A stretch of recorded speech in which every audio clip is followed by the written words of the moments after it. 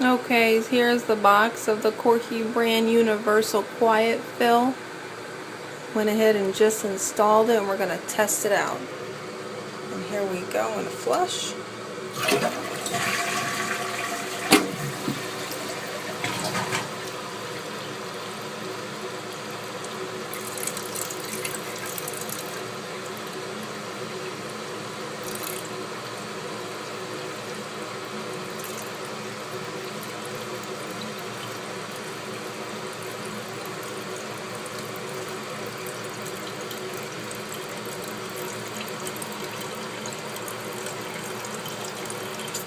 Alright, perfect. There it is. Now you can see that it's a little bit lower than the fill line just because I lowered this part.